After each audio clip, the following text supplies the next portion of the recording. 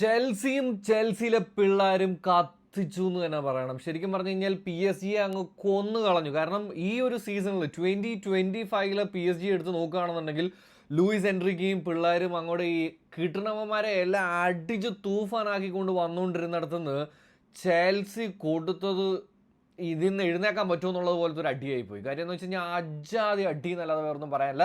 അപ്പോൾ കണ്ടൻസും കാര്യങ്ങളൊക്കെ ഇഷ്ടമാണെന്നുണ്ടെങ്കിൽ ഒന്ന് കൂടാന്ന് ഓർമ്മിച്ചുകൊണ്ട് നമ്മൾ കാര്യത്തിലേക്ക് കിടക്കുകയാണ് കേട്ടോ. യെസ്, അപ്പോൾ മത്സരത്തിന് മുമ്പ് ചെൽസി ജയിക്കുമെന്ന് ഞാൻ പറഞ്ഞിരുന്നെങ്കിലും അതിനൊരു കാര്യം എന്താണെന്ന് വെച്ച് കഴിഞ്ഞാൽ പലരും ചോദിക്കുന്നുണ്ട്, കോൾ പാമർ എന്നൊക്കെ പറഞ്ഞു കഴിഞ്ഞാൽ ഈ ടൂർണമെൻറ്റിൽ പോലും പുള്ളിക്ക് വലിയ രീതിയിൽ ഒന്നും ഉണ്ടാക്കാൻ പറ്റിയിട്ടില്ല എന്ന് ചോദിക്കുമ്പോൾ അത് നിങ്ങൾക്ക് ചെൽസിയുടെ ചരിത്രം അറിയാത്തത് കൊണ്ടാണ് എന്നേ ഞാൻ പറയുള്ളൂ. കാര്യം എന്താണെന്ന് വെച്ച് കഴിഞ്ഞാൽ ചെൽസിക്ക് ഒരു പ്ലെയർ ഉണ്ടായിരുന്നു, ഡിരി.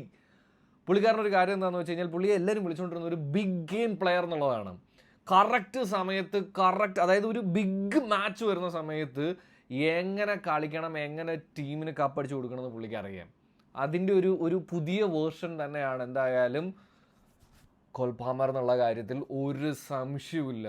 What A player and what A match, ഒന്നും പറയാനില്ല. എനിക്ക് പറയാനുള്ളത് ഞാൻ മുമ്പത്തെ ഒരു വീഡിയോയിലും പറഞ്ഞിട്ടുണ്ടായിരുന്നു, ചെൽസിയുടെ ഫാൻസ് എന്ന് പറയുമ്പോൾ ഒരു ചെറിയ സ്ലീപ്പേഴ്സിൽസ് പോലെയാണ്, ഇപ്പോൾ ഒന്ന് ഉറങ്ങി കിടക്കുകയാണ്. നിങ്ങൾക്ക് ആഘോഷിക്കാം. കാര്യം എന്താണെന്ന് വെച്ചാൽ ലോകത്തിൽ ഏറ്റവും മികച്ച 32 ടീമുകളിൽ നിന്നും നിങ്ങളുടെ ടീമാണ് ചാമ്പ്യൻസ് ആയിട്ടുള്ളത്. സോ ആഘോഷിക്കാൻ അത് PSG-ക്കെതിരെയുള്ളൊരു വിജയമാണ്, നോട്ട് എ സിമ്പിൾ വിൻ.